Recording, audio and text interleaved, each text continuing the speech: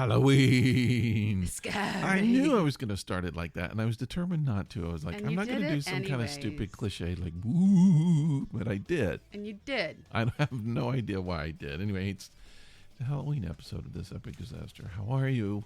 How are you? How are you? I'm okay.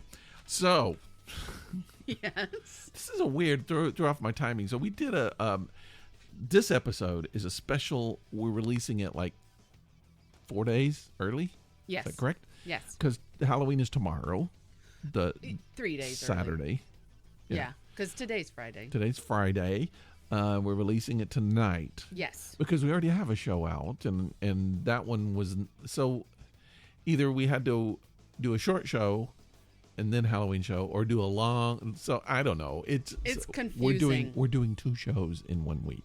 Yes and no. I mean, yes. So this Halloween We're show, releasing 2 shows in 1 week. yes, the Halloween show really would be Monday's show, next week's show, but it's like 2 days earlier because of Halloween. And then now Halloween will happen, and all next week Will be the will be a Halloween, Halloween show, which is fine.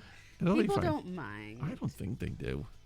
I'm the kind of person that I don't. Once the holiday is over, You're like, shut it away and yeah, forget it. Yeah, You want shit taken down. Yeah. You want it cleaned up. You want it forgotten about. yeah. I've said it before. It's like somebody asking you to look at porn after you've had sex. Yeah. It's like no, No.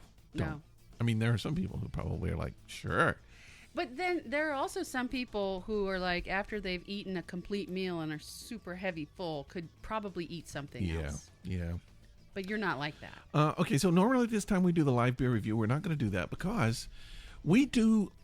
Let's describe what's happening on We're the show. being joined We have by special guests. some guests, Yes. and they are actually doing a live beer review with us. So I didn't realize that was going to happen, and they actually requested to do it. So that's kind of cool. It was fun, So and we you'll had hear about it. We had a special beer planned for today, and it's called Haunted House. And so you and I were going to do it, and then when we decided to do this, they decided they wanted to do the live beer review. Yeah. And I was like, oh, okay. So they went out and also found some of the beer, and so all 4 of us do the Haunted House beer. So we're going to be joined by I don't know, the Mikes. Is that what you call them? Mike and Michael is what I call them. I don't know why. From Earth Station 1 podcast. Yes. And we're going to be talking about Halloween stories. And different kind of scary, spooky stuff. Yeah, urban legends, Halloween stories, things that you heard when you were a kid and all that. And this is what's interesting, and then after that, we do a totally different show for their show. Yep. Same concept, all new stories, Yep. different stories, all different banter. I think we had some of the beer left over. We don't do a live beer review on their show, but we do drink a little bit of the beer. Yes, we do. But we talk about all of that stuff. So it's 2 shows. So what you do is you listen to our show here, and you get to hear all the stories and stuff from this show. Yep. And then you go over to Earth Station 1 to their Halloween episode, and then we're on their Halloween episode. We're their special guest. And it's fun because the portions that we did together, we recorded together at the same time in a row. So, sound quality might be different. It's a whole different show. We did and we don't normally do this, but we Zoomed. Yeah. Our part. They weren't here No. and we weren't there. You and I were in the same room. They were not in the same room. They were not. So they were Zooming. Yes. And so the sound will be a little bit different, I think. But it'll be fun. Sure. Because you get to hear what we have to say today, and then you turn around and go listen to ESO, Earth Station 1, that is, and get to see what they say on their show. Initially, we were going to do our Halloween storytelling podcast, which would be the 6th annual Halloween storytelling podcast. 6? I don't believe you. It is 6, but now that goes back from the Life in a Kilt Right. when we did Kilt of Horrors. So it's I'm just saying it's I think the same. it's 4. No, it's 6. I'm just saying it's the same Okay. show that we've done since then. Because 1 year it was live, and then we did 4 years on Life in a Kilt. We did one. We didn't do 4 years on Life in a Kill. Yeah, we did one. We did live, and then last year we did one here. So this would have been the 6th. No, 3 Life in a Kill with 1 live. 1 we did on a show last year, and then this would have been 5th one. 6th. Okay. Math is hard. 3 Life in a Kill, 1 live, 1 last year on our show, and then this year 1. That's 6. Okay. Yeah. I'll trust you on that. It's true. Well, there went all of our show right there. Done. Okay, bye. So, but the point being is we asked for stories. Right. And we didn't get them. No. We didn't get stories. Everybody was like too busy. Too busy in a pandemic. Now, we did get one. We did. Patrick. Yes. Dog Crate. Yes. Sent us a story. Super excited to hear He it. actually, by himself, saved our 6th anniversary. So, Thank you, Dog Crate. Our 6th annual storytelling podcast survives thanks to Patrick's story. So what we're going to do is you and I are going to talk here for a little bit. Then we're going to go in with our guests. After we're done with the guests, we'll say goodbye to them. Then we will play Patrick's story. That will close out the podcast. It'll be fun. It'll be really fun. So you'll get a lot of little spooky tales, and then you'll get an Patrick's actual story. Yeah. Very cool. So Let's that's kind of cool. All right. All right. So here's the thing. We're going to do Would You Rather, but we're going to do a special Halloween version of Would You Rather. And you know it's funny because Rick is constantly asking me to come up with things for the show. He's like, come up with 10 of this or come up with 5 of this. And I'm like, I can't do that. How am I supposed to do that? No. And then this time he said, come up with 5 of those. And I was typing. And I had them done in like a minute. Yeah. Because this is what I like. So what we're going to do is you're going to ask me 5 Would You Rather Halloween topics. I'm going to ask you 5. Do you want to do 1 and then 1 and then 1? I think so, yeah. Okay. We don't spend too much time on them because we don't want to go forever on the show. We do want to go forever on the show. No, we do not. We don't want to. No, you want to start or do you want me to start? I'll start. Okay, so this one is a Halloween-y one. Okay, well, they're all supposed to be Halloween. Well, most of them are. Some of them are just gross. But this one is, would you rather be chased by Leatherface from Texas Chainsaw Massacre, which I just massacred, or be chased by Pennywise from It? You know, okay, other than knowing who they are and knowing, their iconic images and what they do and all of that stuff, I've never seen either of those movies. Oh, okay. So, what about just go on looks alone then? Well, that's what I'm saying. I know what they do, right. And stuff, but I don't know, like the clown. Well, what does the clown do? Does it just kill you? Does it eat you? If it just kills you, why does he take time dressing up? Why didn't he kill you? Just avoid the makeup, the costume. Just kill. I mean, yeah, because why go through all that trouble? It's bad on your skin, really. Like the chainsaw guy, a little bit crazy. He does have a mask on. He wants to hide his identity or whatever. That I understand, but I don't understand the whole process of getting dressed up to kill someone. And he's like waiting, like isn't he in like the sewer grates and stuff? So what does he do? Does he? That's a spoiler alert. Does he like psychologically torture you? Yes. And then he kills you. I don't know what that's about. He's It creepy. can't be a spoiler alert because I've never seen it. I've not seen the movie, so I can't. But you might. Okay, I might someday, but there's no spoiler alert because I can't spoil the movie. I can't spoil a movie I've never seen. No. If I tell you what he does, that'll be a spoiler alert. All right, does that make sense? Yeah. Okay. All right. So what you're saying is I shouldn't be asking. Right. Just wait and get killed. Don't ask why you're getting killed. Just wait. Just wait and get killed. And I didn't say either one of them was going to kill you. I said they were going to chase you. Chasing. I'll go with the clown if it's being chased. Because I know prop-wise the clown has a balloon and the other guy has a chainsaw. Right. I would definitely rather be chased by a guy with a balloon. Okay. Plus, I feel like maybe there's a good chance he's going to get winded really first. Because all the makeup? Well, just, the guy with the chainsaw, he's probably, been carrying it a while. He's big guy. He's got some stamina. He is. He's big guy. And the other guy is in a clown suit with a balloon. And I feel like maybe he doesn't work out a lot. So I'm okay with being chased by the guy with the balloon. Okay, so Pennywise is what you've gone with. Right. Plus the name tells me. Okay. He doesn't do a lot of marathons. Good answer. I Good think. answer. I don't know. There could be somebody named Pennywise. That does all the marathons. You don't know. You really don't know. Some Nigerian named Pennywise wins all of them. But see, here's the issue. I will give you one little spoiler alert about Pennywise. He can shapeshift. Okay. Well, that makes sense. So... Well, why does he need the clown suit then? Why didn't he pick at something much more simple? I don't know. I don't want to go in. Maybe he feels pretty in his clown suit. I don't want to go into it. You I'm don't know. sure the movie answers all of my questions. It does. I just need to watch it. Okay. All right. So, would you rather get half a bag of chocolate candy when you trick or treat, or a full bag of candy with no chocolate? I'd rather get a full bag of candy with no chocolate. Really?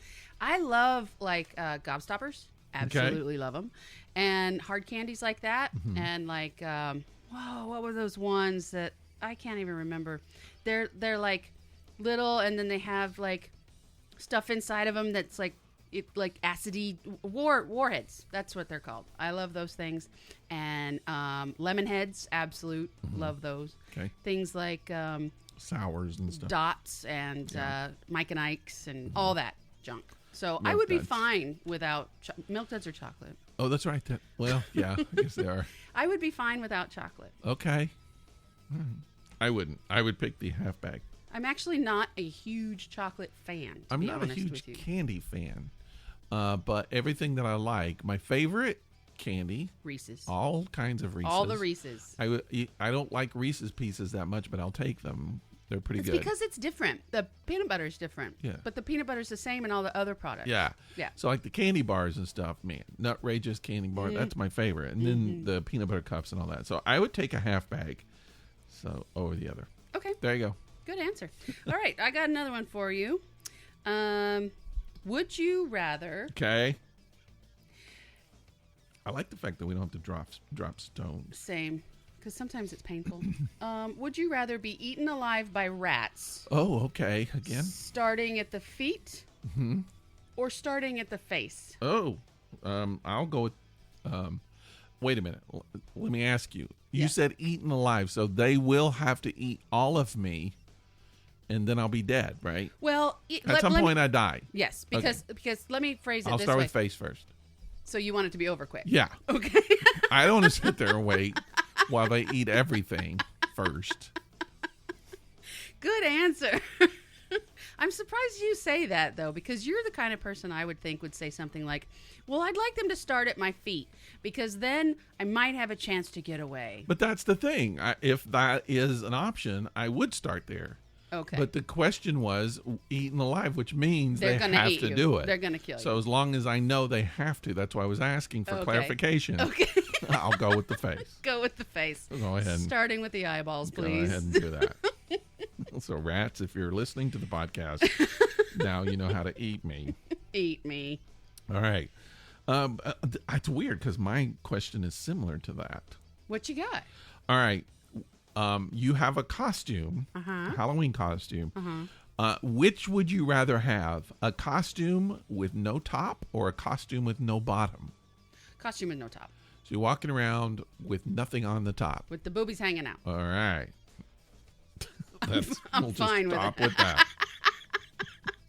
I mean, really, does a costume have to have a top or a bottom? Scary enough. All right. I could just go up north and be Well, in I mean, my costume. I don't know. There's an infinite amount of costumes out there, and you might have one with no top. Maybe you're an ancient mermaid.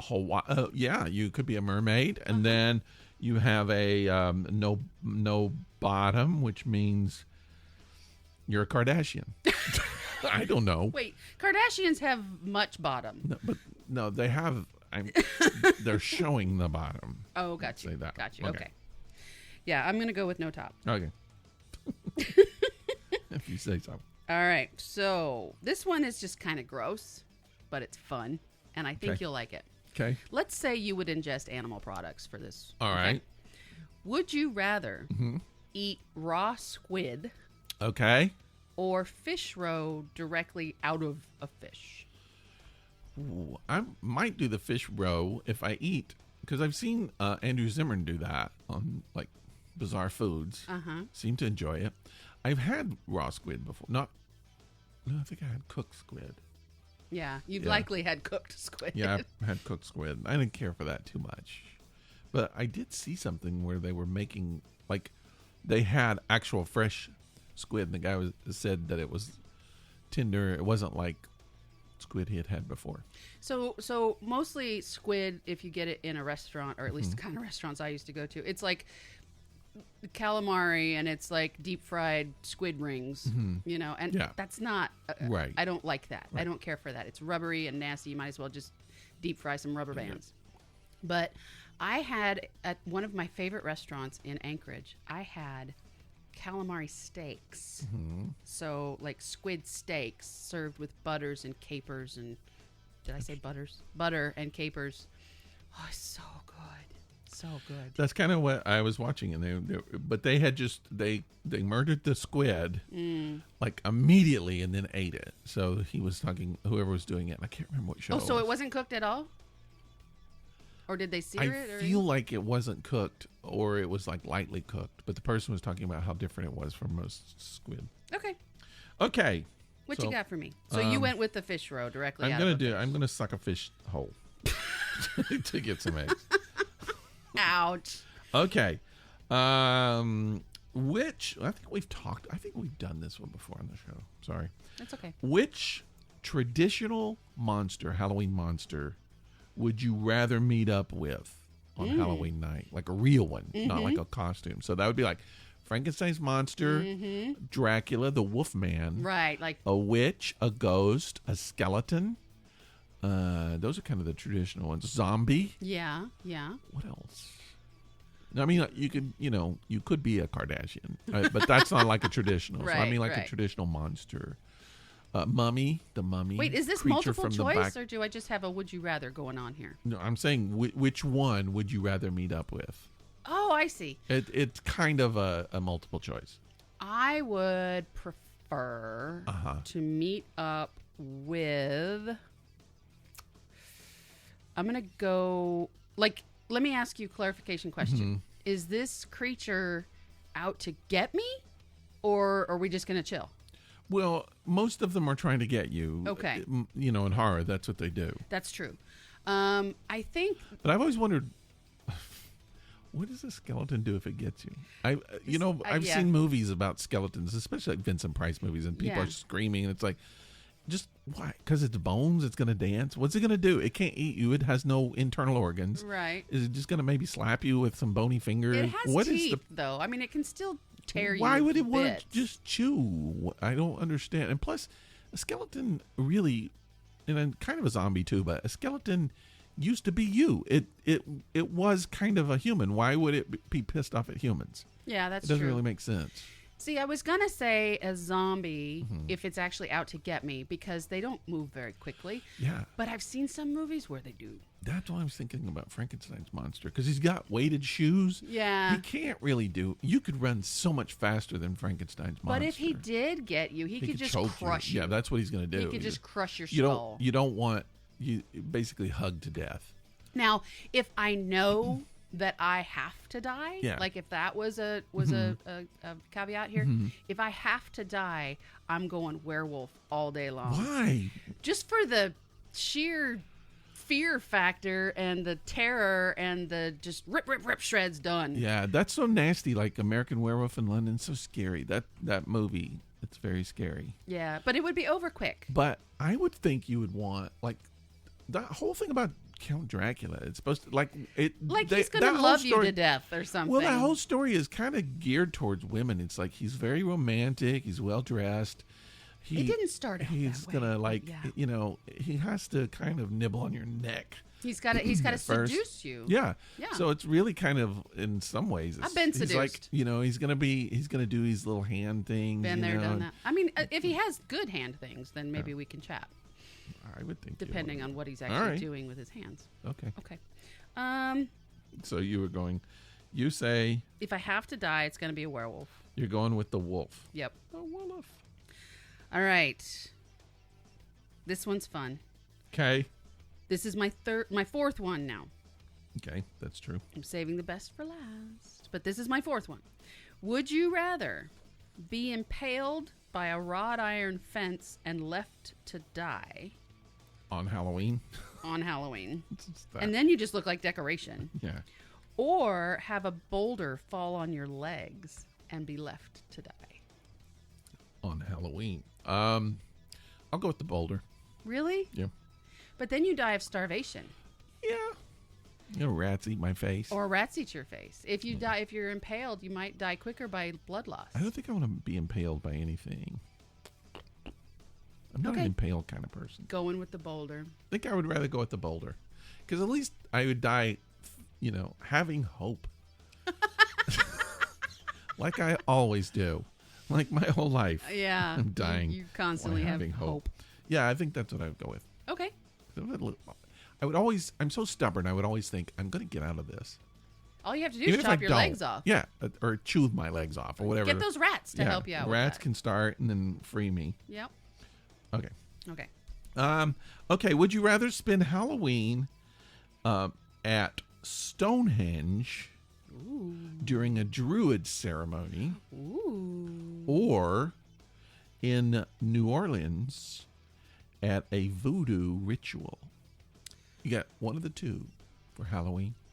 Okay, so my knowledge of both of those is slim, but I do know that druids did human sacrifice, and they did it a lot. Yep. And I think they do sometimes in voodoo too. well, voodoo is more so animal sacrifice, if I'm not Often. mistaken. I don't want to see any animals die, but I also I like the druids. I wonder if there's like pescatarian voodoo ceremonies where they just kill fish, because you don't want them to have you don't want to see the chickens being But slaughtered. they use and these cows. different animals for different You things. can have like a goldfish, then they just kind of poke, thump it on the head a few times, and Wow. I don't know. That could be. It could It could be be. like fishy voodoo, Fishy voodoo. voodoo-catarians. I don't know. I'm going to go with the druids just for Okay. the experience. Even That'd if be kinda fun. even if I end up being the one sacrificed. Yeah, can you run fast? I mean, isn't usually the sacrifice? It's a willful thing. They don't usually take people that don't want to do it. It's usually like people they're usually like drugged off, and they're drugged up and they're staring off into space, and it's Well, like, I mean, I I'm don't know. giving myself to the gods of Maybe these days. Rocks or- but I don't the know. gods of rocks, Well, really? I don't know what they worship. I don't know. I'm sorry. All right. I don't mean to offend druids out there. I have your last question. All for right, you. my last question. Would you, and this is a fun one, so you got to give it some thought. Okay. Would you rather be haunted by a beautiful, Yes. sexy poltergeist Yeah. who always tries to have sex with you, Ooh, yay. or a grandmotherly figure who likes to keep clean space? All right, so Because now poltergeists can touch you and they can affect the things around you. So remember that this is actually going to be happening. there's a lot of awesome looking grandmothers out there. Oh. We think of like the grandmother as like I the, meant like Aunt B, or like B was hot. She had an ass. she on did have her. an ass on her. Yeah. That's a Kardashian ass A right little bit of there. B on that one. Mm-hmm. B Kardashian. That's who she was. I'm gonna go home and get me some B. Maybe I might want a little bit of that B vitamin, if you know what I'm talking Oh about. God, just stop. But remember, now the one who's all super sexy and everything, she's Uh-huh. the one wanting to have sex with you all the time. The other one just wants to clean up after you. Okay, so it's a poltergeist. Can I actually have sex, or is it a ghost? I mean, I can't do anything. It's going to be frustrating. Well, You're going to constantly have boo balls. You're Boo balls. You said boo I balls. said it. You yeah. said boo balls. Halloween joke. Uh-huh. That's awful. It was awesome. But So- I do have a couple of Halloween jokes for you. But before we get to that, yes, poltergeists that can touch you. You can feel them. Oh, well, then I'm doing the poltergeist. Sorry. The sexy one? Yeah. You want to have sex constantly Yes. and have a dirty house. Sure. Oh. If I'm having sex constantly, my house is going to be dirty. I'll tell you that right now. Oh my god. Oh my god. I mean, that's not even a question. Especially after that conversation we had about Oh, no. bodily fluid. All right, so here's your last question right here. Okay. Would you rather on Halloween Yes. hear 24-hour loop of Monster Mash It's or the Monster Mash. Purple People Eater? Monster Mash all day long. All day long. All day long. The Monster Mash. Monster Mash. All right, well, there you go. That's our Would You Rather. Done and done. All right, so this is a little bit of a transition. Speaking of Monster Mash, I need to talk about something really quick. I saw this on... Do I get to tell my jokes, or do I have to wait till the end? You want to tell them? Go ahead. Tell your Okay. jokes. Tell your jokes. Tell your jokes. Oh my God. Okay, so real quick, we do a Friday meeting we do an everyday meeting, but we do a long meeting on Friday with my management team at work. How long is it? It's that long. Oh. And one of my counterparts on the meeting, we were towards the end and we were joking and being silly, and at the end he said something like, "I'm not gonna do that," or something, whatever it was, and he's like, "I'm not, motherfucker." At work. At work. That's what happens when work starts invading your home time. Exactly. And nobody called. I mean, we all kind of laughed at him and we were like, what? But It's like the guy from CNN that was Zooming and stood up, and he had been playing with his Johnson. with his junk. And it was there on Zoom. Yeah. Who's doing that in a meeting? I'm not. I would never do it. Why? Whether I have pants on or not is irrelevant. I'm not diddling myself. But here's the thing. You start really thinking about how much these people that you see on TV that you just think that they're like so much higher than you, that they've got so much more experience, knowledge, whatever. No, they're just the same slobs that you are. Yeah.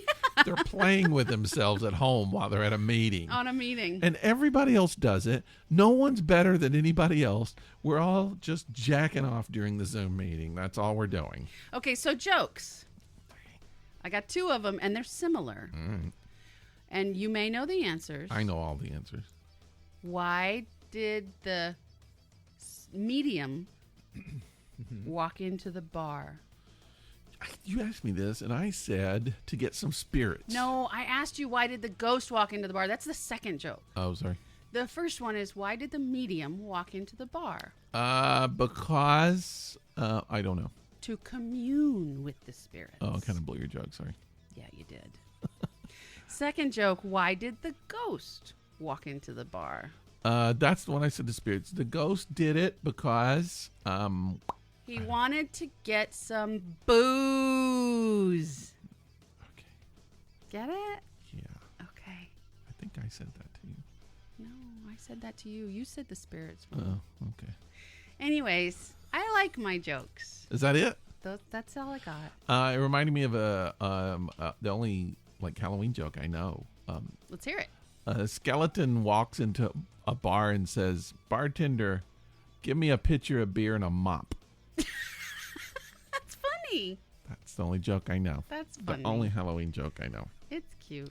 Okay, so I saw this on Facebook. Someone posted this on Facebook this week. So it was a meme, and the meme says, "It's very troubling that the song Monster Mash isn't the Monster Mash. It's a song about the Monster Mash, which is not itself heard on the track. That's and true. is fundamentally unknowable to us." That's true. And then I actually looked this up, and someone else wrote, "You've never heard the actual Monster Mash. You've just heard a record about the Monster Mash." That's true. And then I thought, the Monster Mash isn't a song, it's a dance. Yeah. The Monster Mash. Let's do the Monster Mash. You can't hear the Monster Mash because you have to do the Monster Mash. They did the mash. They did the Monster Mash. Yeah, All right? Just like So, the Time Warp. yeah. Let's do the Time Warp. That's right. So that was my thing. I was just like, and so I actually did some research. Why? I Because you did. had no time. And I found out that a lot of other people took issue with it as well. And then they came back and said that there's only one verse. One verse Same as the first. that says, so I'm going to read this, Okay. and if we have to pay royalties, we'll just have to pay royalties. So Okay. it says, "The scene was rockin', all were digging the sounds. Mm-hmm. Igor on chains, backed by his baying hounds. They played the mash. It caught on in a flash. I jumped ahead. But they played the mash. They played the mash. One verse out of all of it says they played the mash. Well, first of all, I would ask, how do you know that they're not at a festival? Maybe the mash is maybe the Monster Mash is a festival, and they're all there doing their Monster Mash dance. So you can't prove that it's a song by the song. You can, though. No, you can't. They played the mash. They played. It could have been that they had a bunch of dancers and they went to a festival. They played. The festival was called the Monster Mash. We played the Monster Mash. We played Bonnaroo. Oh. So they played. I see what you're saying. They performed at. People played. say play. Okay. Because maybe they did, but there's nowhere on here that actually says it's a song. It just says that they played. That's a technicality. But then later on, which I just missed. Okay. So out from his coffin, Drax's voice did ring. Seems he was troubled by just one thing. He opened the lid, shook his fist, and said, "Whatever happened to my Transylvania twist?" So, whatever happened to the twist, the Transylvania twist, the dance? All these people are doing the dance. What happened to my dance? Is what he's asking. So we don't know what the Transylvania twist is either. No, we do not. But it's another dance. But someone actually. So he's referencing them together like the Monster Mash is a dance. Everything in the whole song it insinuates that it's a dance. Yes, it does. Except that one verse that insinuates that it might be a song. And I'm going to say that you could, by that verse, actually say that that's a festival, the Monster Mash festival. The dancers play the festival. Okay. They went and did that. No one knows if that's a fact, but when I was little, I had a record, an album, like an actual record album. That my parents bought for us, and it had a bunch of fun little songs on it, like the Monster Mash, Alley Oop, things like that. Purple People Eater. Purple People Eater was on there, and The Blob. Yep, and then there was another. Beware of the blob. It was the something about the Martians. Oh yeah, that's the Purple People Eater. Is it the purple? Because at the end of the song, and they do the theme from Twilight Zone. Was that on there too? Yes. Yeah. But at the end of the song, whatever song this was, they do this. That was yummy. I wonder what that was. Yeah. Mm-hmm. So what was that? I think that was Purple People Eater. Was he's it? eating the people, yeah. He's eating the people. Yeah. Okay. I think so. Okay. I'm going to have to find that record. I will say, going back to what my thing was, someone pointed out that the Tennessee Waltz is a song about the dance. So I was dancing with my darling to the Tennessee Waltz. Well, the Tennessee Waltz is the song about dancing to the. How do you? What is there another Tennessee Waltz song other than that one? Wait, I was dancing with my what? I was dancing with my darling to the Tennessee Waltz. To the Tennessee Waltz. And that's the song they're talking about. Right. How could they be in the song and dancing at the same time? So someone pointed out that's kind of like Monster Mash, or you have the Monster Mash. And that's the other thing. The song itself, the Monster Mash song, doesn't say that it's a song about the Monster Mash. We have gone way too far down this rabbit hole. That's so true. We should probably go ahead and bring on our guests. People are getting tired of listening to us. They're like fast forwarding through this. Okay, so let's introduce our guests. We got two guests today, Mike Faber and Mike Gordon from the ESO Earth Station 1 podcast, and they're going to come and they're going to talk about stories. We're going to talk about horror stories and urban legends and fun stories that we listened to when we were a kid that scared the crap out of us. Yep. And then and some personal and stuff then too. We'll be a guest on their show. Mm-hmm. And then after we talk, we're going to go right into Patrick's story, and then that'll close out the podcast. So thank you for listening, and I hope you enjoy. And two shows in 1 week. It's a gift, a special trick or treat gift. It's a from gift. Us. It is a gift. But we'll be back again in November. We're almost getting ready to start our third year in doing this podcast? Yep. Holy crap. November, we'll be back. We'll be dead. We'll be into the holiday season. Dead into the holiday season Dead at that into point. it. Dead into it. That's right. So yeah, I'm not going to tell you where you can find us, where you can download. You know all that information. That's so. right. Let's Enjoy the chat. We're going to talk about some stories. We'll just roll it now. That's right. Okay. All right, here they come. Bye.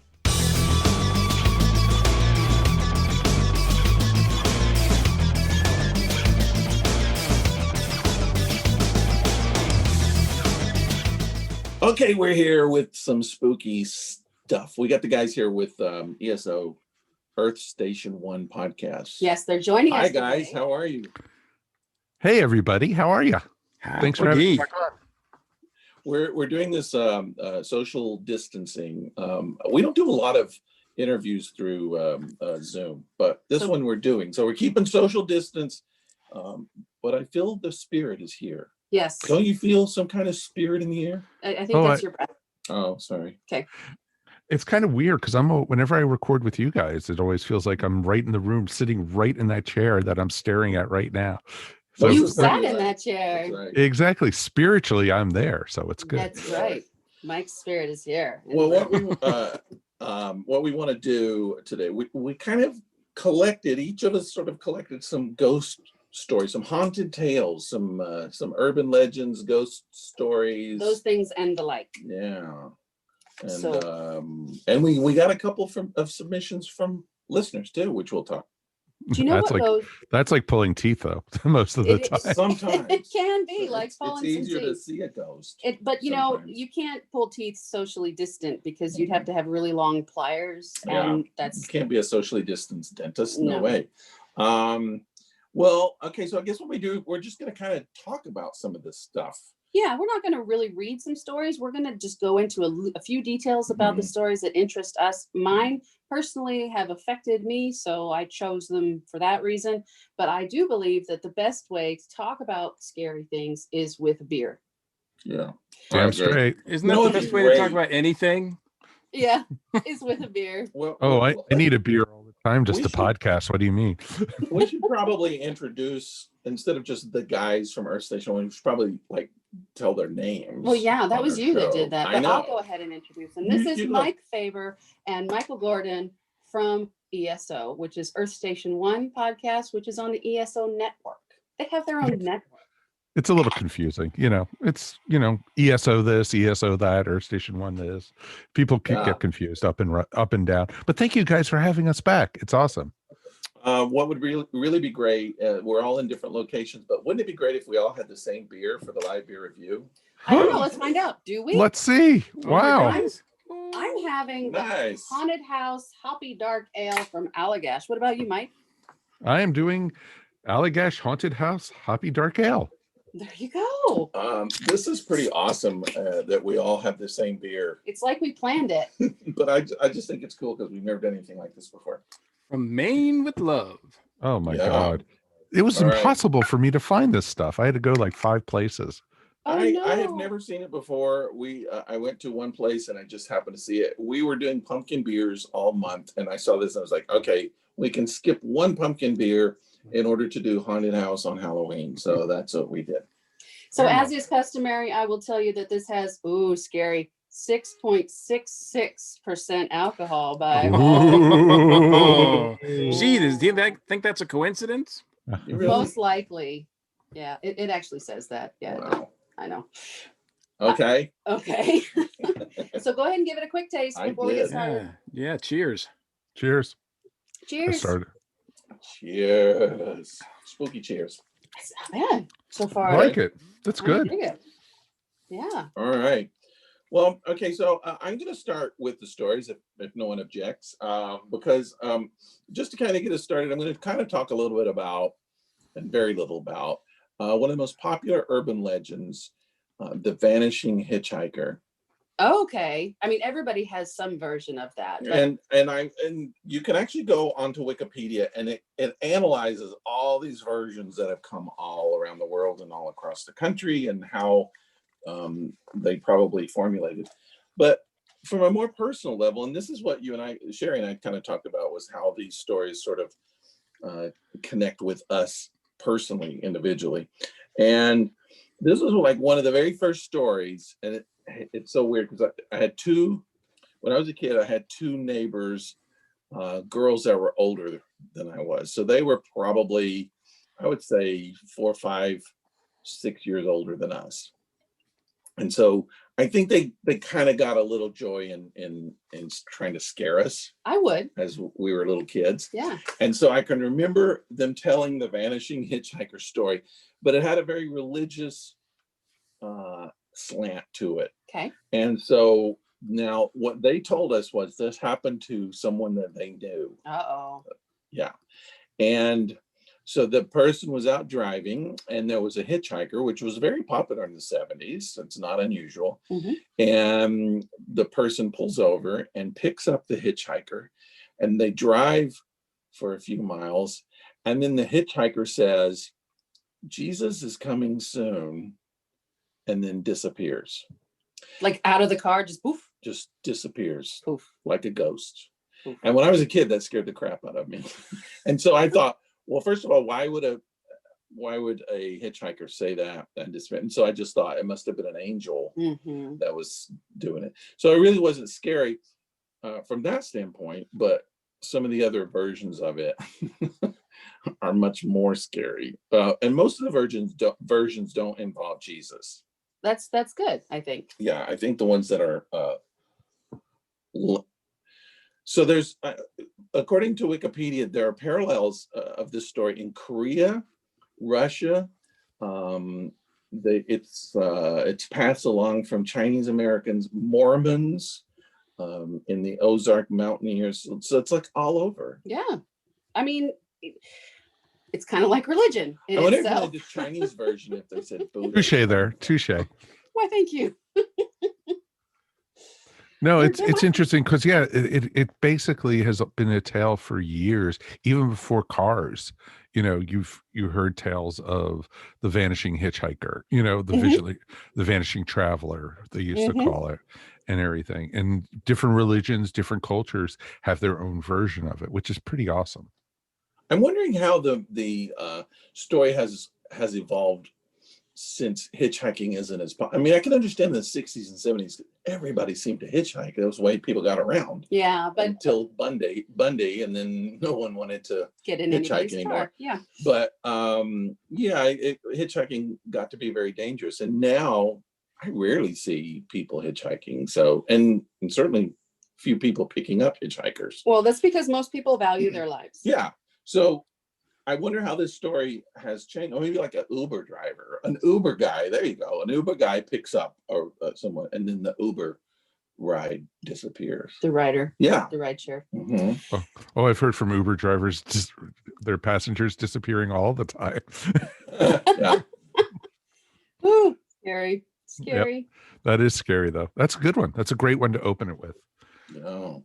I think so too. More of an urban legend than a ghost story, but still. How about one of you guys go next so we don't hog everything? We'd like to hear from you as well. Yeah.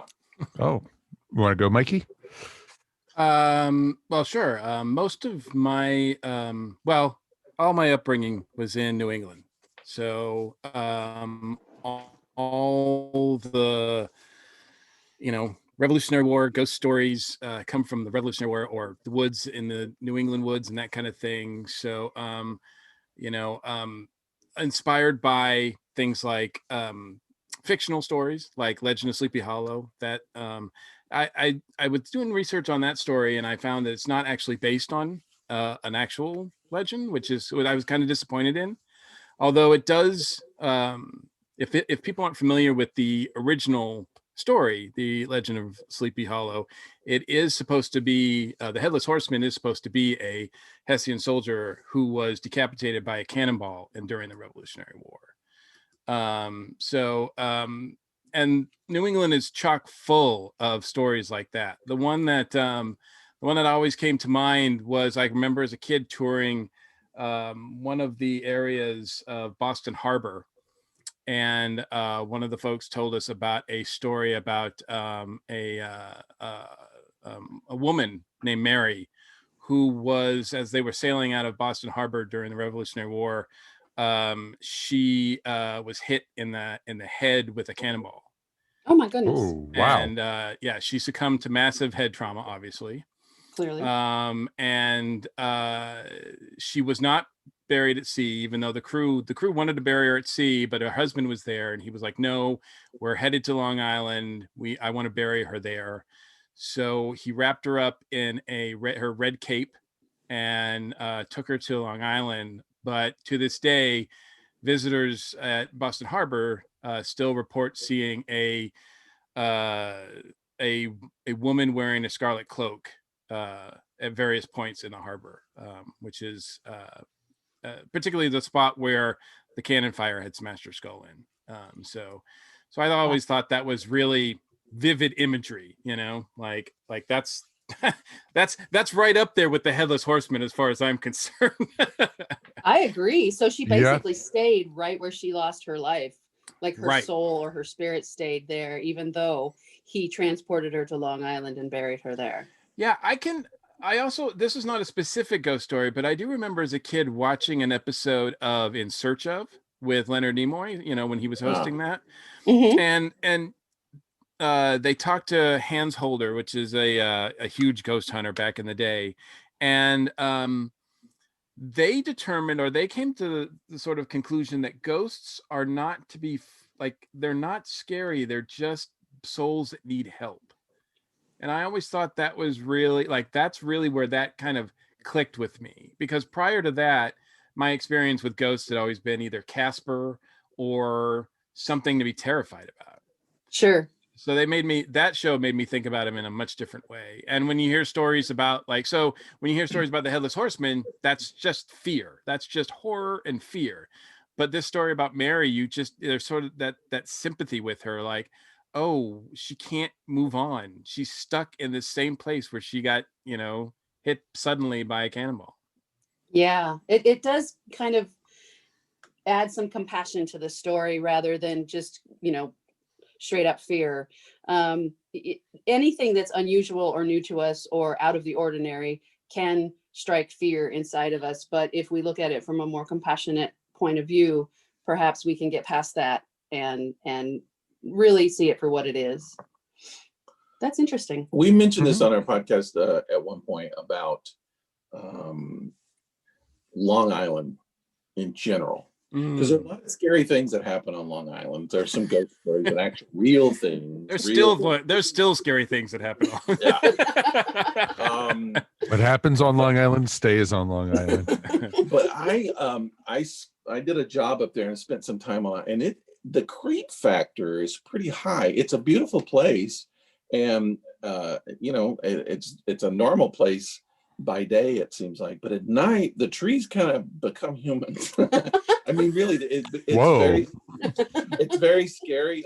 When I was there was a storm that just it blew out all of the electricity, but the trees are all just twisted. They have this personality, and there's just an energy to it that it's got a high creep factor. Yeah, so the storm and the power outage had nothing to do with there's this old church, and it looks like something out of The Exorcist. And now there's an old church involved. Okay. I mean, where I was, it's very, so just Long Island to me.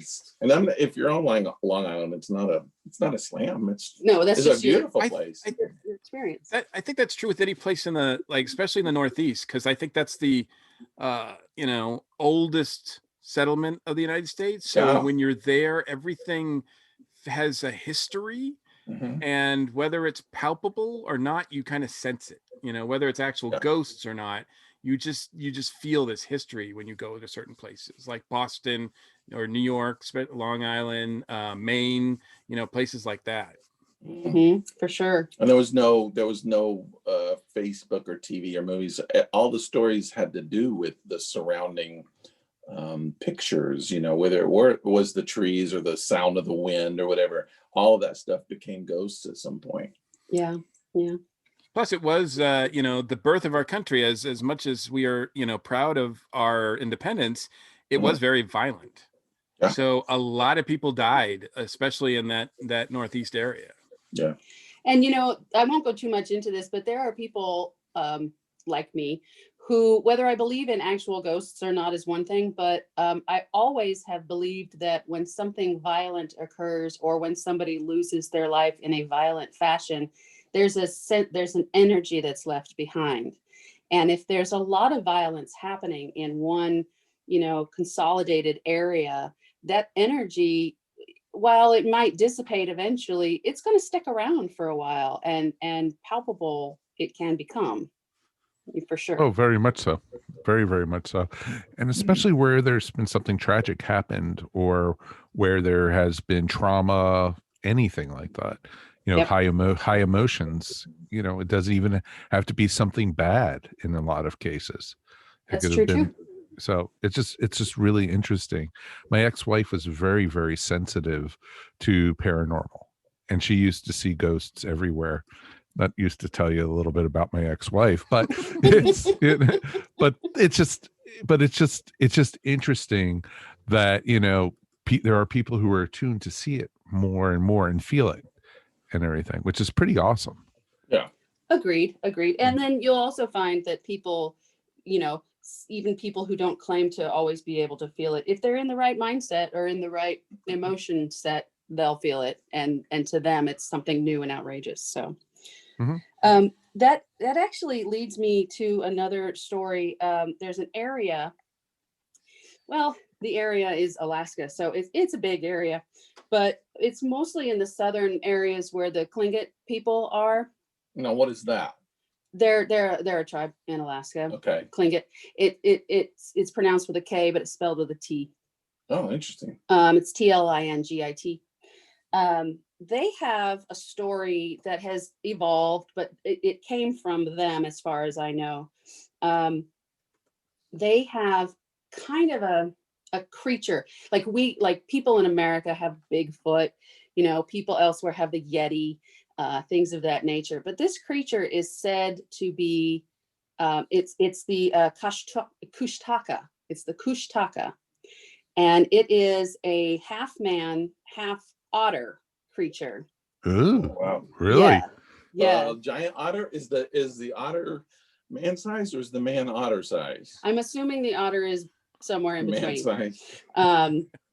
That's a big ass otter, right? But it's creepy because you can see where they would come up with something like this.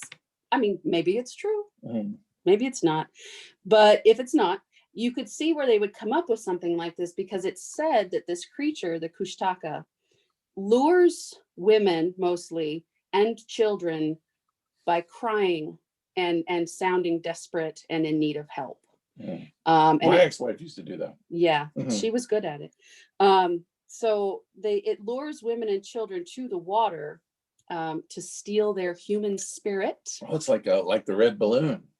And also, to drown them, because that's, what happens. So, these people are drowning in the waters of Alaska, which is very easy to do, by the way, especially during spring when the ice is breaking up. And when ice breaks up, it makes some very creepy sounds. Oh, yes. There's a great YouTube video. Yes. Of that. And it can haunting. sound like screaming, and it can sound like moaning, and like whales. It can sound like all of those things. So that legend right there has always gotten to me. I've spent quite a bit of time out in the bush areas of Alaska in the wintertime, which I absolutely adore. And you hear some weird shit out there. So yeah, for sure. The Kushtaka, as soon as I start hearing it, I'll just go inside. I can have my Bloody Mary inside. It's just fine. I love how the scary beasts are always made up of the local animal. Yeah, and the otters. So like you got an otter in Alaska, so there's a bear. The really kind of Bigfoot is sort of a bear person, sort of. In the Pacific Northwest. Yeah, and then you got like wild boar pig people down in the south, and dog people. So depending on where you are, it's kind of. So you can find lots of great stories about the Kushtaka if you look them up. It's spelled Kushtaka. Otterman. That is awesome. All right, my story actually comes from when I lived in Baltimore, because I grew up in the DC, Maryland area. And when I used to go to Comic Cons, we used to go to this one. It was usually a Creation Con or something. And it was at the Lord Baltimore Hotel, which is this old hotel that was built in like the early 1900s, and it has, it's downtown Baltimore, so it's this tall older building and everything. And local legend said that couple committed suicide by jumping off of the building for when the Great Depression hit, when the basically the stock market crashed. And ever since, the place has been haunted by this couple. And guests have claimed that they had nightmares while staying at the hotel because they're sensitive to the presence of the paranormal. Or other people have felt like they're being watched while they were asleep. Or people even riding in the elevator feel like someone brushes up against them, but they're by themselves. Oh my goodness. And everything. So it's pretty awesome. But the elevators randomly visit the 19th floor, and that's the floor that the couple jumped off of. Wow. They stopped there without pushing the buttons or anything for it. And then when people have said when the doors open, it feels like somebody pushes them aside, either to get on or off the elevator. Exactly. Oh gosh. And exactly. So it's crazy. But people said like the 19th floor is obviously haunted because people have seen a little girl playing with a red ball on that floor, and there's no one, and she's dressed in early 1900s clothes. Interesting. Mm-hmm. And did you mention that the couple that committed suicide, did they have a daughter by chance? They didn't say. Which is pretty, it's amazing, but other times people have said they've heard like, a child crying at night, and there's no children checked in on that floor. Wow. Would you stay on that floor, Mike? Yeah, of course. in a heartbeat. In a heartbeat. No, I of course. Exactly. If it's for a Comic-Con, sure. Why not? No. No. But yeah, no, I definitely would. And I've actually explored that floor because I went to college right outside of Baltimore. So we had heard the legends of it. And so we went to go check it out and everything. We didn't see anything. We didn't hear anything. But, but there's been stuff up into recent times. It's not even like, back in the 1950s or 60s. They've actually had, paranormal hunters come to the hotel to check it out and everything like that. Oh, cool. So, yeah. And so it's pretty awesome to see. Neat. Nice. That's very neat. I don't know. I'd like to stay in a haunted hotel. I would love to stay in a haunted hotel. Absolutely. You know where's a really great haunted hotel if you ever want to? If you ever go to New Hampshire, go to the Mount Washington Hotel, which is this huge, it looks like the hotel from The Shining. Oh, yeah. And everything. And because we always thought that's where Stephen King based the hotel for The Shining off of. Mm-hmm. But it was just incredible for him to do it, because even the guy who has an old elevator where it's a manual elevator, so they have an elevator driver, and this guy looks like Lurch from that's awesome. And everything, which is exactly, and it's awesome, and it has the long hallways. We almost expected to see the two little girls, come with us. And it's like red rum. So it's really awesome, and that place is haunted big time. Oh, I bet. So cool. Well, this is fun. Does anybody else have another story or something they'd like to talk about? We did get some submissions. I'm going to get to one of those here. Okay. Sure. Jamie Johnson, we call him J-Man. J-Man, yep. Suggested this one. Now, I've never heard of this one, although I had to do a little research to kind of find out, because once I started digging into it. So his description was, in Arkansas, a railroad worker, there was a light that could be seen because he was looking for his head. So yeah, so I decided to do a little research, and what I found out was there were like 3 or 4 different stories. So like one of the big stories actually happened in North Carolina, and so I thought, well, maybe he's mistaken, maybe it happened in North Carolina. But I did some more research, and I found out that a lot of railroad people apparently lost their heads and are looking for them. So sorry, that's not funny. There are 2 here in Arkansas, and I think this is the one he was talking about, and they call it the Crosset light, CROSSETT, Crosset light. So This guy was a brakeman on the railroad, and in the early 1900s, he lost his head. Does it say how? um, I assume he had his head sticking out of the train. Let's see. No, on this guy, they don't say how he lost it, but they don't know if the light is from him looking for his head or his wife carrying the lantern looking for him. Okay. Oh, interesting. Yeah. Because growing up, we always used to keep your arms inside of the school bus or you're going to lose your arms. Yeah. Totally. So you might have been like poking his head out when he wasn't supposed to from the. Yeah. But they say the most interesting thing about this particular light is anytime you get close to it, it disappears. So you can see somebody with some sort of lantern light out there, and then when you chase at it, it's gone. Interesting. All right, so that's one. And then also in Arkansas, they have what they call the Gurdon light, which is a bluish green glow along the railroad line. So this happened around 1931. There was a murder of William McLean. He was a railroad worker. So Lewis McBride was trying to get a job, and they didn't have enough jobs for him. So told him, sorry, go home. And he got ticked off. And so he ended up coming back. He got very angry and he hit William McLean on the head with a shovel and then beat him to death with a railroad spike. So he could have his job. I guess. I think he just needed anger management. I don't know. But so a lot of people believe that the light is McLean, his ghostly lantern glowing in the night. So in 1994, Unsolved Mysteries actually did a story about it, and they went and actually looked for the light, and apparently they saw it, but no one knows what it is.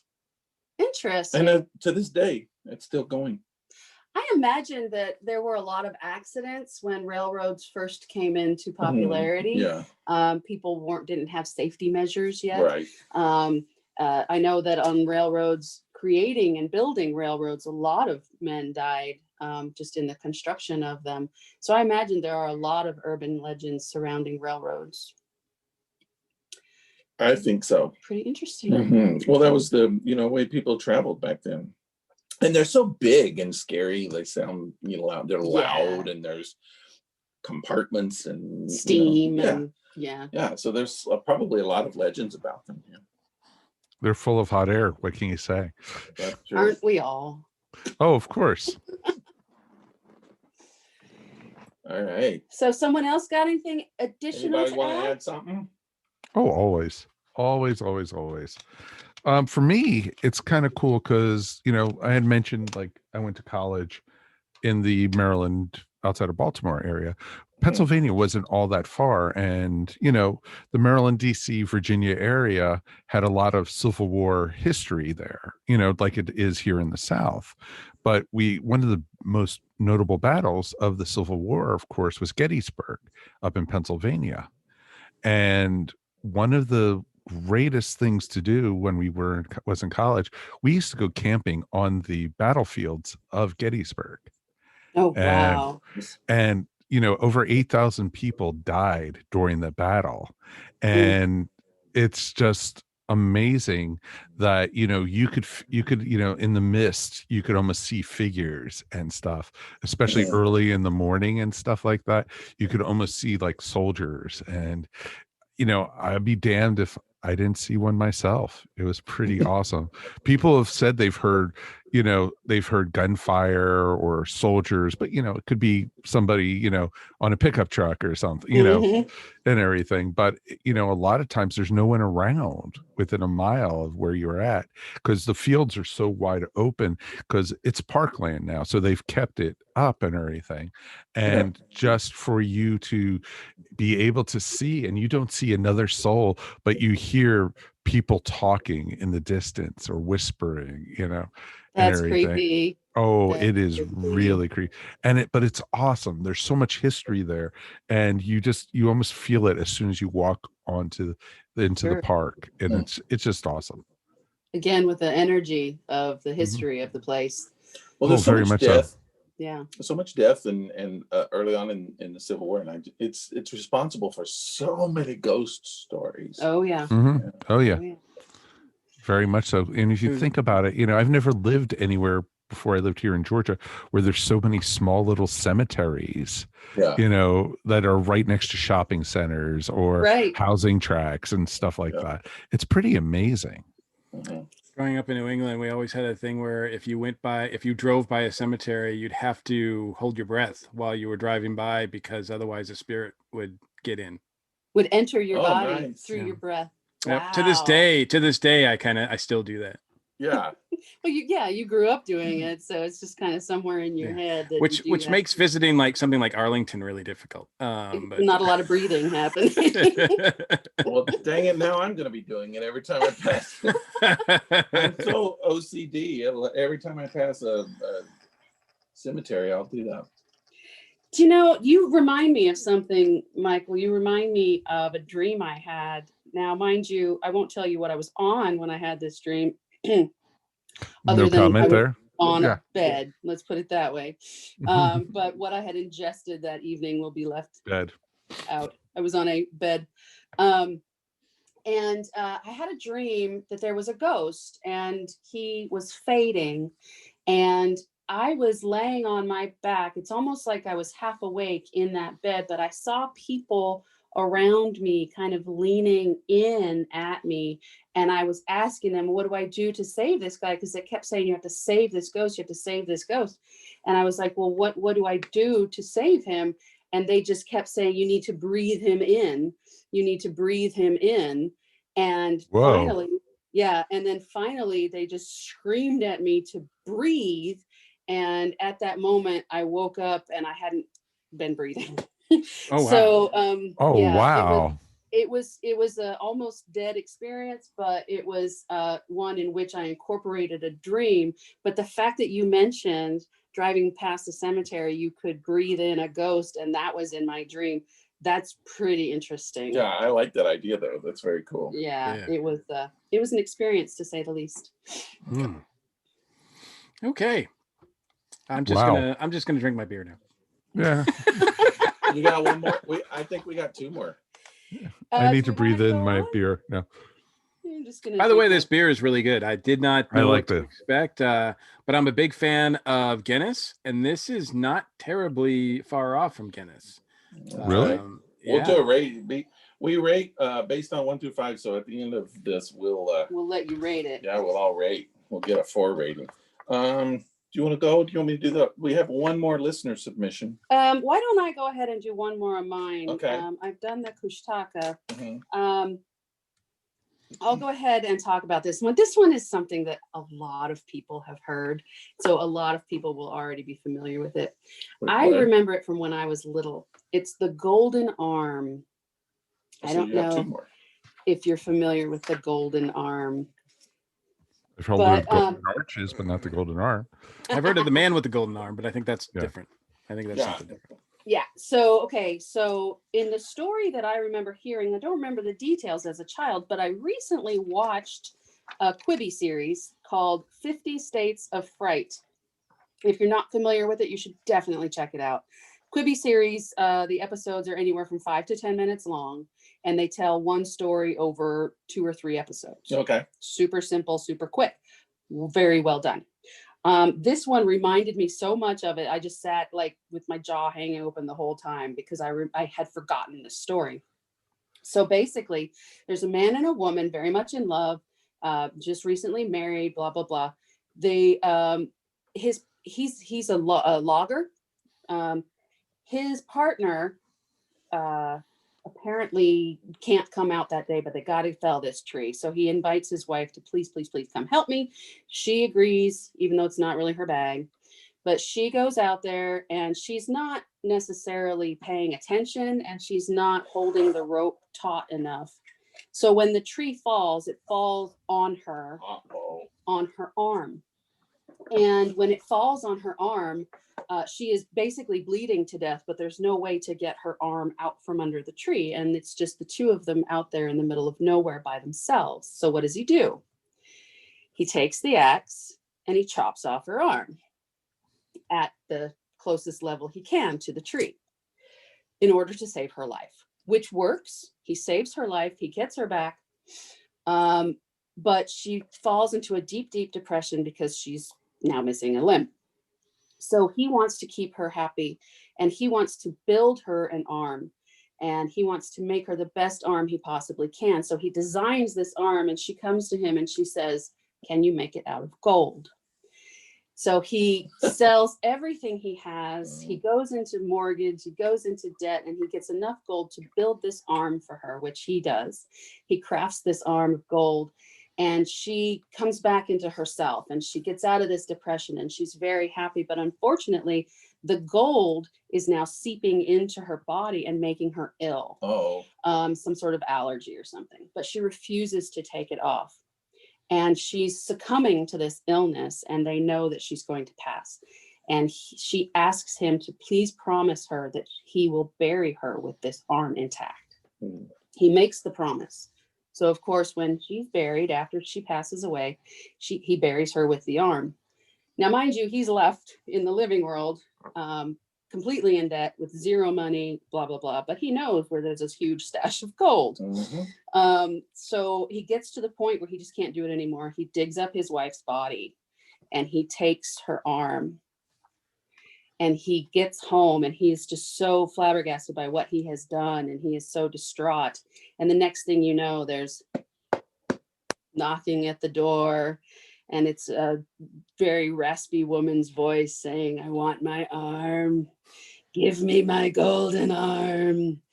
And yeah, and eventually, no spoilers here. You'll have to watch it to figure out how it ends. But I had heard that as a child, and it scared me so desperately that I swore I would never build a woman a golden arm. That's so good of you, Sherry. That's awesome. And how are you doing on that promise? So far, so good. I'm good, sticking to that one. Yeah, that's one of those resolutions I'm going to keep. Yeah, I remember that.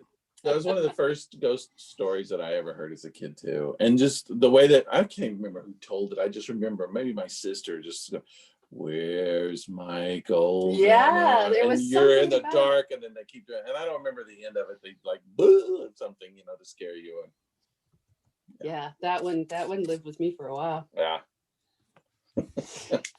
He's calling from inside the house. I heard the same thing, but it was a butt. It was like a golden butt. Give me back my golden butt. Yes, yeah, this podcast has definitely gone downhill at this point. Wow. Yeah, I could understand that. So, do we want to tell more stories here, or do we want to invite our guests or our listeners, not our guests? Well, we have one more. They are our guests. Our listeners we have one more we have one more of our submissions now. Are you going to tell? Do you have one you said you were going to tell here? Are you saving it for? I think I'm going to save it. Okay. It'll give ESO listeners a reason to come listen to us. Now, I don't know that we made this clear, but so we're doing this show, and then ESO Earth Station 1 podcast is doing also a ghost story show with us, and we're going to do new stories. That's additional correct. Stories. Yes. So you can go over and listen to that. We're going to make them up right on the spot. It's going to be awesome. So I need to tell this after a few more of these beers. Yes. Yes. So this is we'll be seeing ghosts. One of our listeners, Hilgendor van Bluto, submitted this, and so I had no idea about this. And I'll be honest, this is a legend that happened in France, and there's a lot of French words I can't speak French. But what I did realize so most of this happened between 1764 and 1767, and it happened in. Give it a shot. Go ahead. You can do it. I have faith. Gévaudan. Very good. In France.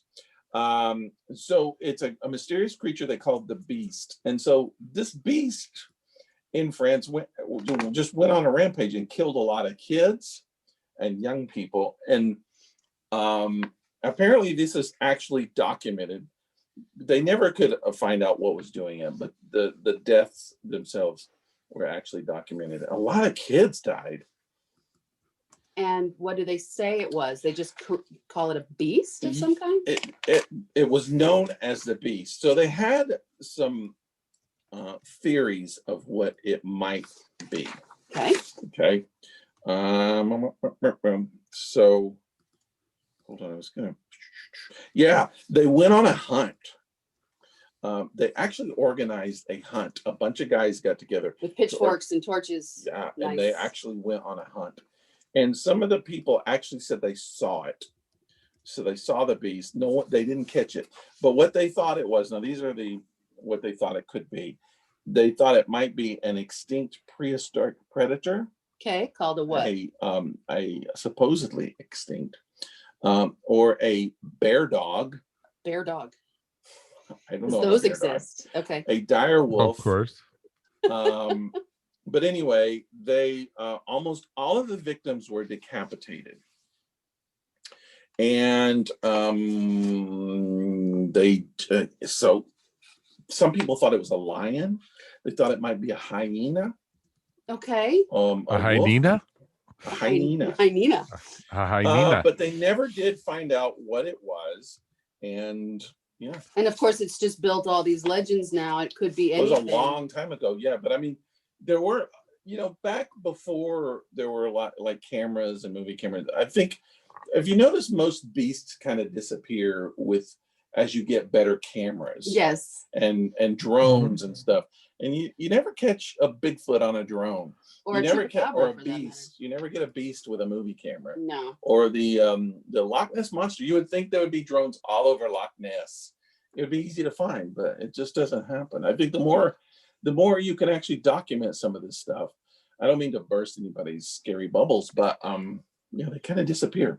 How do you know I have scary bubbles? I don't. That's not your business. But I don't know the deaths themselves. Well, you guys used to date, so.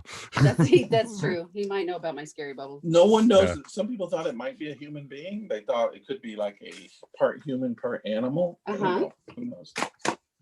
All right. Interesting. So that was the scary beast. The beast of, what was it? I don't know. You don't speak. Gévaudan. Sounds like a cologne. Exactly. I'm wearing Gévaudan. Wow. All right. Is that it? Shall we put an end to this one? Let's put an end to this one. All right. So we're going to put an end to this show. If you really like these ghost stories, I don't know. I think I saved my better ones for ESO. You know what's funny? I think I did too, and I don't think I intended to. It just happened. I mean, I'm not saying these. You guys are ripping off your listeners, guys. Come on, I'm not saying these were no good. They are, but I'm just saying we have Disasterbators. Come on, you have to stand up for yourselves. Well, I'll tell you what. So here's what: if the Disasterbators would give us a little bit more. Oh, they give us a lot. They actually it's the non-Disasterbators. That's who it is. That's who it is. Well, let's talk about the beer. We'll do a little rating on the beer, and then we'll shut down our podcast, and then we'll go on to ESO's podcast. That sounds like a plan. All right. Allagash Haunted House Hoppy Dark Ale. Who wants to tackle I'll start. Review first? You're going to start? I'll start. Okay, so real quick, it's Doomed by a Love of Pitch Black Porters and our Allagash House beer. We summoned the recipe for Haunted House. Roasted barley and black Prince malts curse this beer with a gravely dark hue. Hopped with Crystal, Chinook, and Saz hops. This beer ends with a ghostly coffee note and hauntingly complex malty palate. Okay. I could taste the coffee in it. I definitely for sure. We brew all of our beer at a single brewery in Portland, Maine, just like we have since 1995. If you're ever in the area, we'd love to show you around. I would love to see it if they actually have a haunted house. I don't think they do. I would like a T-shirt with the label. That's a cool. It is kind of a cool. I like the haunted purple. House in purple. Yeah, that is awesome. So Haunted House, Hoppy Dark Ale, 6.66% alcohol by volume. I'm going to go with, it's hoppy. It's dark. I definitely do catch the coffee at the end, like Mike said. And other than that, it's all hop. Yeah. For me. It is. It's very hoppy. Yeah. When we first started our podcast, I was all about the hoppy beers. Okay. And then I got super into the sours. And now I'm pretty varied, but I've avoided the hop. Yeah. And now, while this one is not overwhelming, and I've actually drank most of it, it's still just like they say. I mean, they're not lying. It's a hoppy dark ale. Yep. My opinion on the matter, as far as a rating is concerned, is I'm going to go ahead and give it a 3 because I might go ahead and have this again. Not right away. Yeah. And Okay. it's not all that scary. Like the label says it might be. Yeah. So you wanna go next? You wanna? Sure, I'll go next. All right. You know, it's nice that I'm not always because on my podcast, whenever we rate anything, I'm always the last one to rate it. So this is good. So I actually enjoyed it a lot. When I first started getting into microbrews and such way back in the 90s, probably, you know, one of my first that I had tried was Pete's Wicked Ale. And it always had a very hoppy taste to it. And this actually reminds me a lot of it. But I like this a little bit more, actually, because I like the coffee taste. You don't taste it as you're drinking it. It hits you like as the afterwash of it a little bit and everything, which is kind of nice. I give it pretty much a thumbs up on that. So I'm going to give it a 4. Oh, 4. Mike's going with a 4. Nice. All right. I'll go next. Well, you know, I don't like hoppy beers. True. This is the first hoppy beer that we've had that's also a dark beer. So that's not true, but okay. Huh? No, I don't know of another hoppy beer that's dark. All right, move on. But I like the dark ale part of this much better than the hoppy part. So when I first drank it, I was like, okay, not for me. Yeah. And then as I've been drinking it, I'm like, okay, I've started getting the nuances and the flavors, and it's become a little more interesting to me. Still not my favorite beer, but I have to admit that I do like it a little better than other hoppy beers that I've had. So normally I would probably go with a low ranking, but the dark ale part of this has pushed it up to a 3 for me. So I'm gonna give it a 3. Okay, once again, you and I agree. Yeah. Mr. Gordon. Well, as I said before, I'm a big fan of Guinness, and I was pleasantly surprised that this is at least to my palate pretty similar. I didn't used to like dark beers for a long time, including Guinness, and then I went to the Guinness plant in Dublin, and that for some reason changed my brain. And now it's like my drink of choice. And this is similar. It's weird. It doesn't have a bitter aftertaste like Guinness can. So I kind of appreciate that. It almost feels like Guinness Light. Yes. Well, exactly. That's a good way to put it. It doesn't feel as heavy as Guinness. Right. Yeah, right. It doesn't have the full mouth feel. Don't say anything like Guinness does. Right. So I like it. I like it a lot more than I thought I would. And I love the concept. Is it scary? Not really. But it's that I don't know if I want I don't know if I want a scary beer, but No, not so much. I like the design. If you want that, just drink Budweiser. Come on. I like the fact that they took the time to make it 6.66%. I don't know what went into that, awesome. but you know, that's pretty cool. So I'll give it a solid 4. Yeah, I'll give it a solid 4. Cool. Awesome. Okay. All right. So we got 2 Wow. 4s, 2 3s. Yeah. It's Yes. divided right at the podcast. Right at the podcast, though. Awesome. Come on. This is awesome. Well, this is out of 10, right? No. No, sir. 1 through 5. All right. Well, we're gonna shut it down, and man, we got to do this again.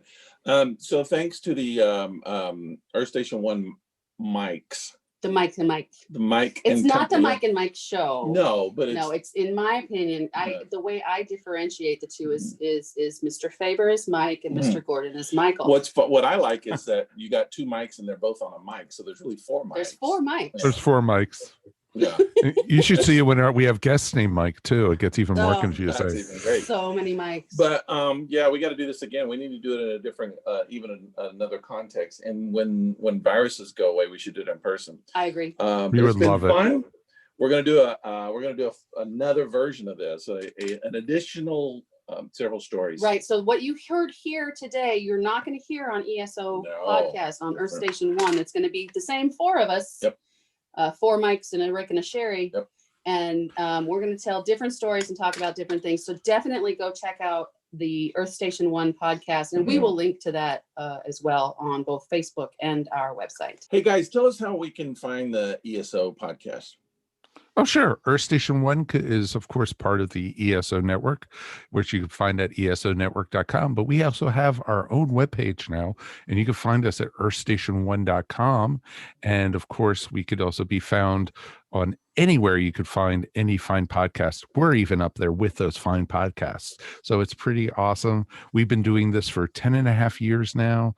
Earth Station 1 is, we're coming up on 2 weeks. We're going to be doing episode 550. So we're going to be, we've been doing this for quite some time. So please definitely check us out. And that's good. And you guys are part of the ESO network. So there's tons and tons of podcasts that are available there too. Absolutely. Yep, we're back up to 25 shows on the network. Wow. And so we had dropped down to about 18 or so for a little bit, but we have new shows joining us. We've got, some total geeky stuff, and we got some great people in the wings wanting to join up with us. So we got a lot of stuff going on. And people just subscribe anywhere. Yep, exactly. Or as like we like to go now, we could actually just go up and go say, "Hey Alexa, play the Earth Station 1 podcast on Amazon Music." Nice. That's so cool. Yes. And it'll actually work when you do it that way. Nuh-uh, So it's pretty cool. Yeah. I wouldn't know. I don't know. People yell at us for that. So when we do that on our show. No, that's great. That's great. Mm-hmm. So it's pretty cool. All right. Thanks for having us on your show, guys. It was Thanks awesome. so much. We'll see you on the station. All right. We'll see you next Halloween. Or before. Yeah. Okay. All right. Goodbye. Bye.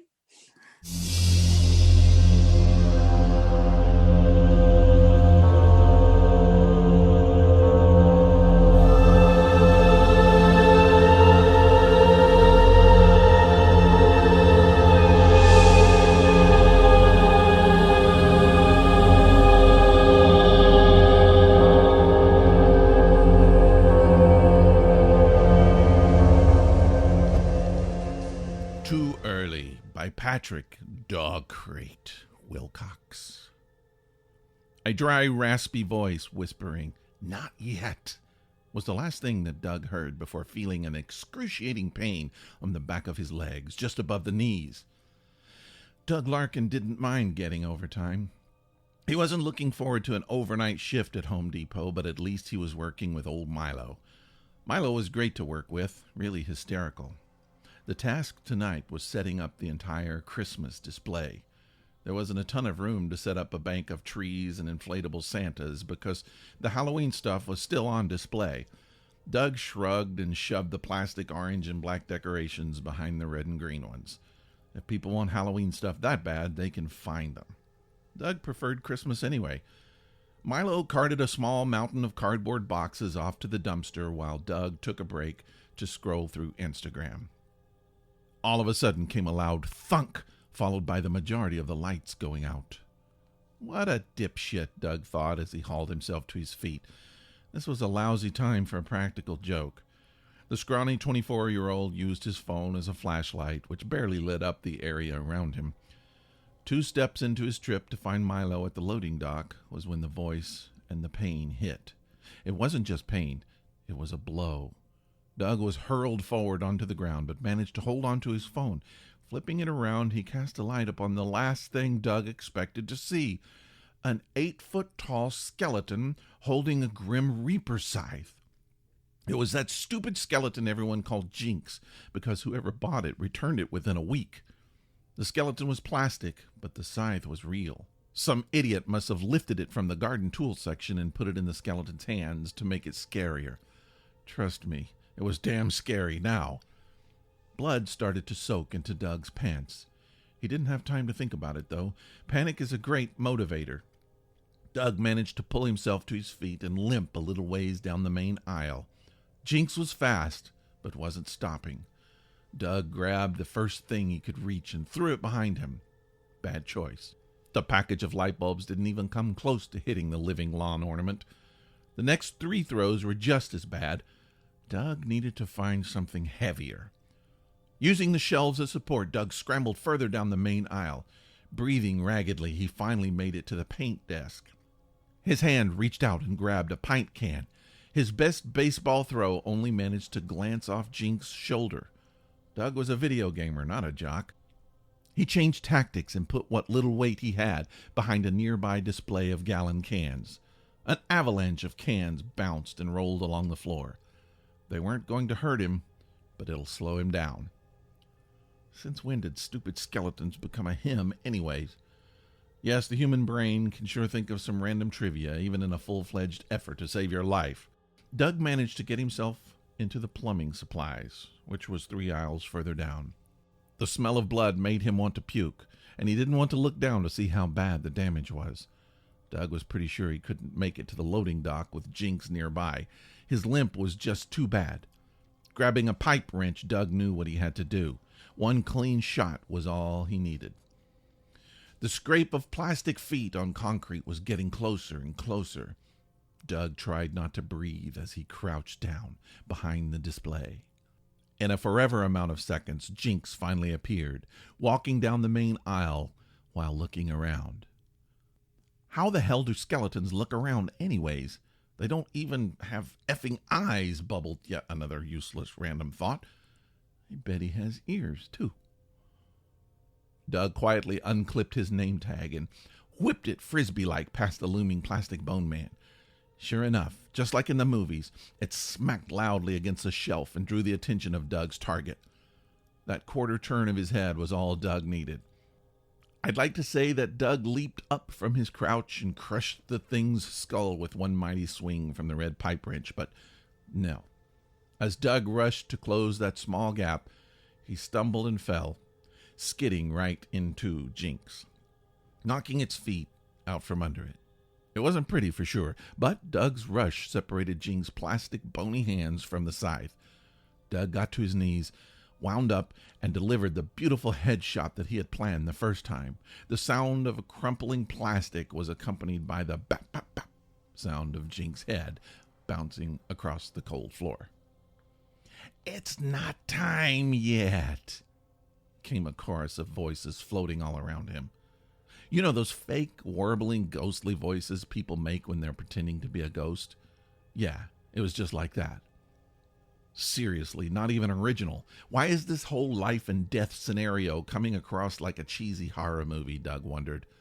"This is our time," came the voice from the shadows. A sudden dizzy spell sent Doug wilting to the floor. Too much blood loss. All Doug could do now was wait for Milo. Where the hell was Milo, anyway? "Here, drink this," said a woman's voice as a vial was shoved into Doug's hands. Doug turned to see, you guessed it, a stereotypical witch, right down to the wart on her nose. "It's probably poison," Doug croaked. "You're going to die if you don't. Too much blood loss."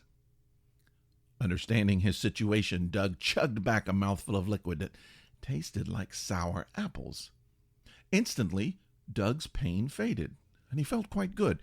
He re-gripped the pipe wrench and got ready for another fight. "Put it away, dear. I don't fight," the elderly crone lectured. "You'll be all right now. You're under my protection. I'm Gert." The witch then kicked the box over so she could sit beside Doug. "They're just mad about your display," Gert continued. "Christmas creeping up and stepping all over Halloween. It's gone too far, and some of them are starting to fight back." "Who's mad?" Doug questioned. "My fellow Halloween ghouls and spooks. There's an October turf war coming. It's been building up for the past decade, but it's starting to get bad now. I mean, look at the coronavirus. It came from a bat. One of our bats. That caused a whole lot of damage. Just between you and me, I was against that idea." Doug could only stare at the chatty old lady as she rambled on. "Anyways, you're getting marked because you put up that Christmas display and shoved my gang to the back." Marked? As an enemy of Halloween. Nothing I can do about the mark, but I think I can offer you some protection. Can I see your phone? Doug complied and handed his phone to Gert. In a twinkle, Gert tapped all 4 sides of the phone, then the display. The phone glowed green for a second, then went back to normal. There, you've got my app now, Gert smiled. Any time after dark, if one of the little buggers comes after you, just open my app, and anything or anyone within a flashlight's light will have my protection. Doug wasn't quite following. You have an app? My goodness, young man, the witch cackled. It's the 21st century. Talismans are old news. I'm completely digital now. If you hit the app during the daytime, it only tells you how many more days it is until Halloween, but at night, you get the spell. Anyways, I have more things to do tonight, so now it's time to say good night. She reached out and touched Doug's forehead, and everything went black. Doug regained consciousness in a hospital room with his friends and family around him. The doctor told him he was lucky to have his legs after that enormous shelf fell on him at work. Milo came to visit and said that the mess was enormous. Light bulbs, paint cans, tools, decorations scattered everywhere. They had to close for a week to fix everything up. Milo, a shelf didn't fall on me. I was attacked, Doug insisted.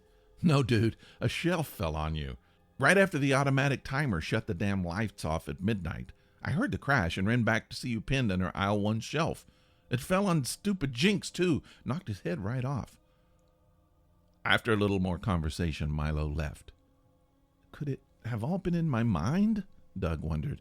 I did lose a lot of blood, and I sure know that the brain can come up with some crazy random stuff. Convinced it was all a dream, Doug drifted off to sleep. The next morning, Doug picked up his phone to catch up on a week's worth of Twitter and Instagram.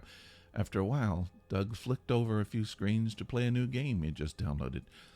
Next to that game icon was a green app with a black witch's hat on it.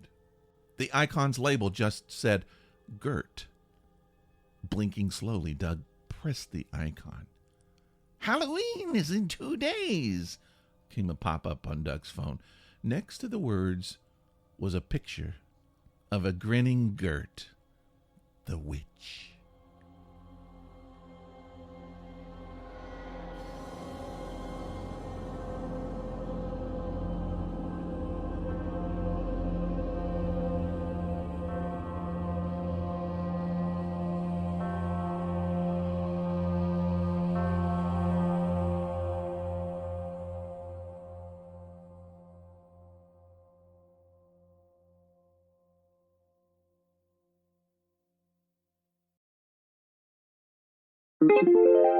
This is a Violet Jester Media podcast.